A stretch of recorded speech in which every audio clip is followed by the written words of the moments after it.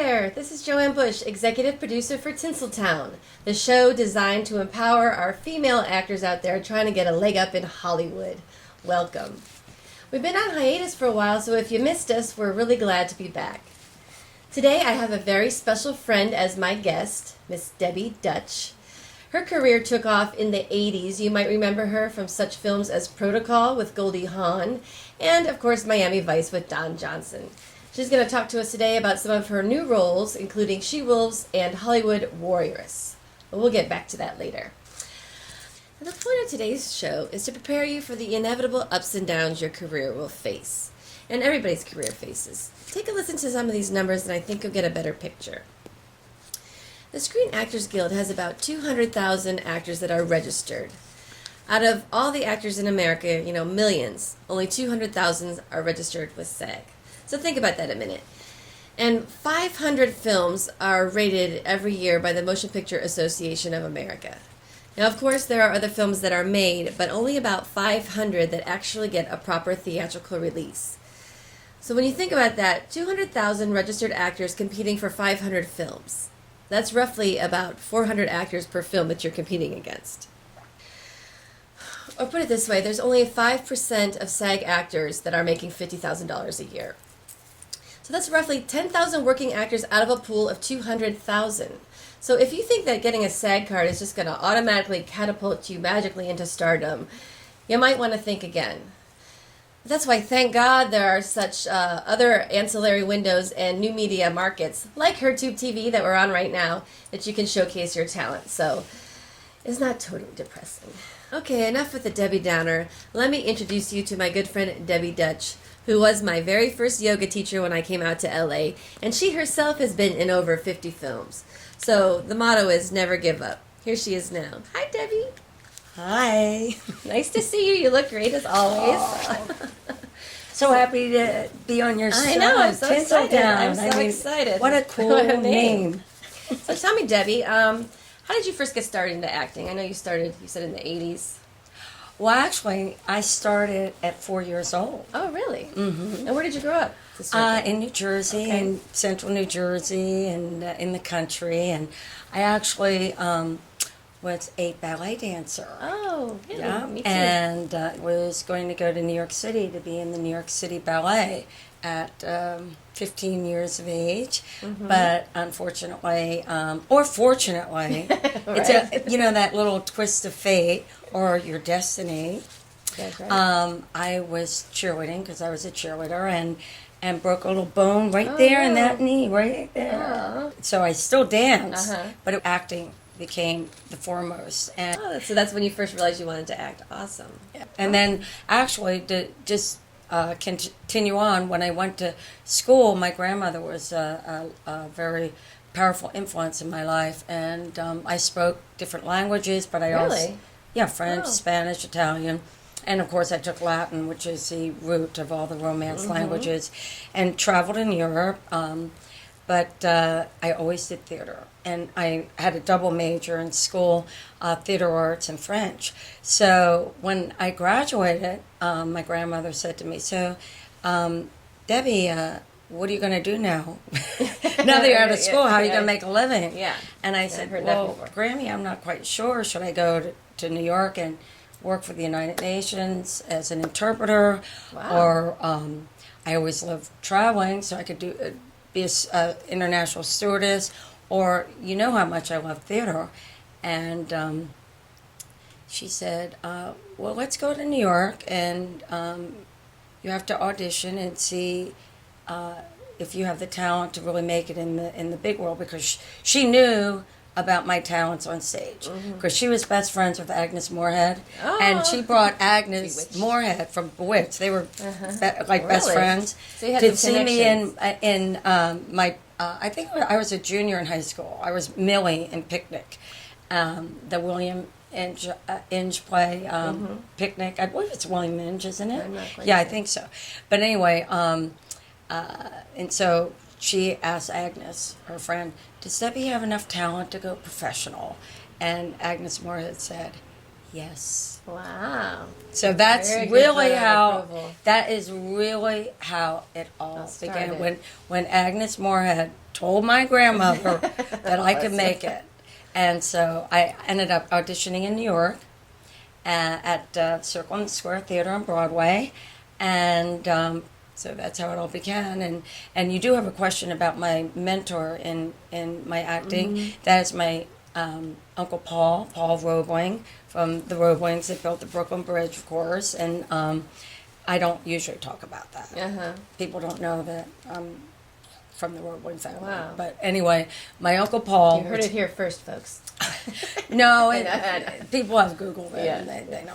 But anyway, my Uncle Paul was a famous actor. He was with Tennessee Williams in New York. He was in Prince of the City with Treat Williams, Blue Thunder with Roy Scheider, and I met all these people. As a young girl, I would go to the set, and I saw my Uncle Paul, and he's so handsome and awesome and talented. I said, oh, I want an actress too. And he came to one of my Broadway shows in New York, and he sat in the back of the theater. I was in the Rose Tattoo. I played Rose in the Rose Tattoo. And I'll never forget, I looked in the theater, because we're talking Broadway theaters. I mean, it's huge, and you're on this big, huge stage. Right. It's all black, and you have these lights in your face, but you can barely see the audience. And in the very back, I saw my handsome mentor, my Uncle Paul, my godfather as well, in the back. And he came back to the dressing room after the show, and he said to me, Debbie, go for it. You really have talent. And I don't want to sound like I'm bragging, Right, but that's you're what asking you me kind of this first question. know. Yeah, I yeah. would have never pursued this career Wow. professionally if my Uncle Paul and my grandmother didn't support and encourage me. Well, that's good. It's always good to have family support. Well, More than you that. have to be a success. Yeah. I mean, that's what's so important for the young actors today to know.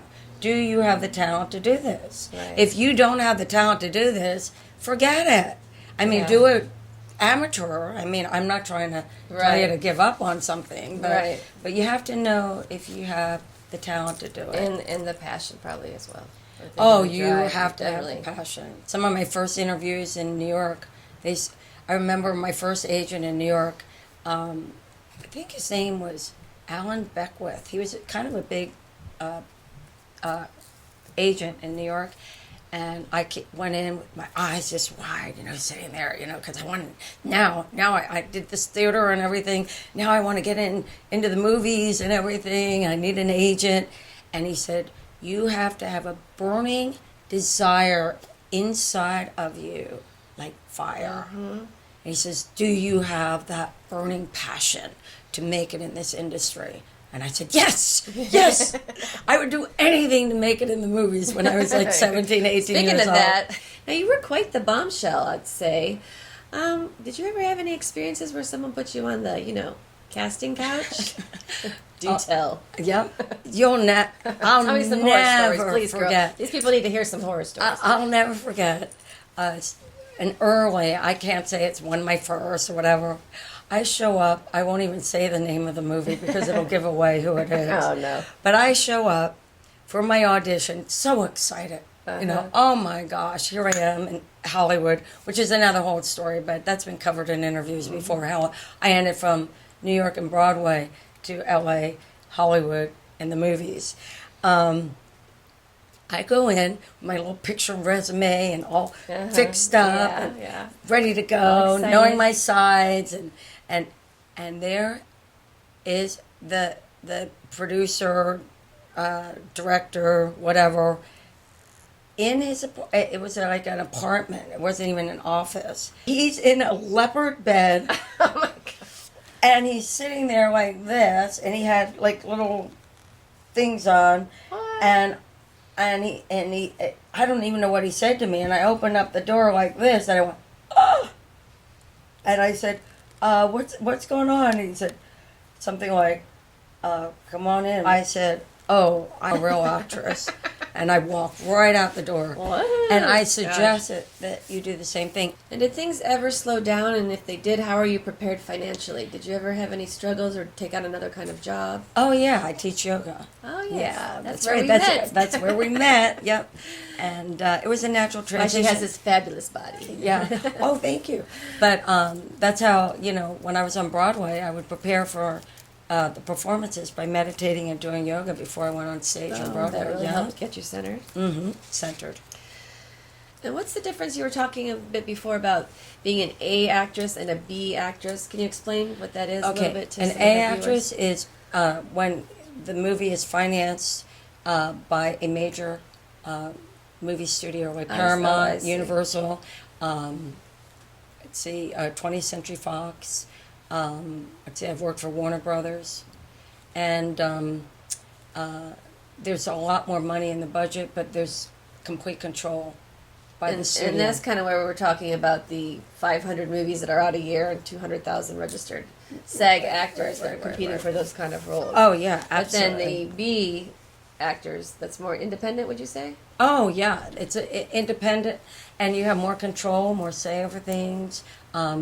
Half the time, you know the people you're working for Oh, yeah. because you've worked for them once, and they rehire you. Yeah. They rehire you. I worked for Roger Corman at least 5 or 6 films. Okay. Yeah. But would you say the money is usually less? Oh, the money is considerably less, Oh. but there's money. But I there's mean, benefits as oh, well yeah, because you can definitely. become very, like you said, catapulted to stardom. Oh, in those absolutely, yeah. The main benefit is that in the A's, you usually get the smaller roles because the names get the bigger roles, like Julia Roberts. Yeah. And, people like that. And then in the B's, you get the star role, and then you become the name. That's awesome. Yeah, And and then I later, and then love maybe that. you can get the A roles. Yeah, especially if you're the kind of actress that wants to be the star. Yeah. That's awesome. And we all want to be a star. That's right, that's right. So what are you working on right now? Can you tell us a little bit? I'm working on my own movie that I star and produce in called The Hollywood Warrioress. And What's it's- that about? Okay, it's a really interesting story how it all became into existence. In 1997, I was asked to be in a magazine in Europe, and the photographer came and asked, what kind of persona am I? Because I was listed as in the top 5 B movie queens of America. Oh. And so I said, well, I never thought of myself as a persona. He said, well, we have a vampire, we have a mob girl from, kind of like the 40s, and we have this one and that one. And I said, well, do you have a warrior? And he said, no, we don't. Oh, I so said, you came up with that yourself. I created the whole Oh, that's concept, awesome. and it just took off the story of how it became a movie is That's incredible, and I ended up producing it myself so that I could have control over it. So you and do, so you behind the camera then, and not just I in front of the camera. I produce, That's really star, and have even directed, but I have fabulous directors good. Yeah, that do it. that's I have great. That's a great. couple of different directors, yeah. So what kind of important lessons did you learn? My lessons that I learned was to never give up no matter what. Never give That's up no very matter good. what. Just keep overcoming the obstacles and meeting the challenges of this very, very difficult vocation, being in show business. Sometimes it's luck and timing Right, that- and who you know in It this is who you business. know. Yeah. Which brings me back to a final point. If you had to tell our female actors out there some words of wisdom, as you kind of have touched upon, but if you had to sum it up, words of wisdom. Okay, the words of wisdom is number one. You have to go back to the talent thing. You can't fool yourself. Right. You have to look in the mirror at yourself and say, Have okay, somebody this else is tell you. yeah, and say, what do I look like? What can I cast myself out? Because sometimes we look in the mirror and we don't actually see Right. who we are and what we look like, etc., and so forth. Then you have to know you have the talent. So you have to go to New York, and you have to, the litmus test. You have to be in New York. You have to do this. You have to do that. You have to study. You have to hone your craft, because and Agnes Moore told me this, because we actually stayed in my grandmother's apartment in New York when she was on Broadway and I was on Broadway. And she said, a pretty face is a dime a dozen. Yep. Talent is what counts. And so you have to validate that you have the talent in order to make in this business because it's so competitive. And I'm not saying, you know, not have a dream to make it in the movies, like all the young starlets, myself included. But you have to know that you have the talent, and then you have to go to a great acting class. Not just one of these, like, you know, oh, I'll go to this person, you know, they have an acting class. You have to hone your craft. You have to go out and do theater. You have to be in front of the audience. You have to want it with your whole heart and soul. Because when you get that shot from these casting Right. directors, Get you one can't shot. be, you know, unprepared. You have to have your lines down. You have to know camera. You have to know blocking. And you know, you just have to be able to make that part real. You can't go in and do fake acting. You'll never make it. Yes. And you have to believe in yourself. Believe. Because if Believe. you don't believe in yourself, how is anybody Nobody else else going to will. believe in you? You have to have faith and perseverance. I like it. Thank you so much, Debbie. Well, folks, that's it for this week. Now, look, don't get discouraged and don't give up. Even the biggest stars have lags in their career at times. It's best to, like Debbie said, do a play in between. Even Scarlett Johansson has done a play. Keep yourself relevant. Let people see you in other avenues. But don't ever give up. I think it was a German philosopher, Goethe, I don't ever know. Goethe, who said, whatever you can do or dream you can, begin it. Well, wow, that was from the 1800s, but it seems so relevant now. All right, well, we really want you to be our friends on Facebook and Twitter at Tinseltown TV, and our website, www.tinseltv.net, and of course here on HerTube, hertube.tv/Tinseltown. Until next time, this is Joanne Bush signing off. God bless.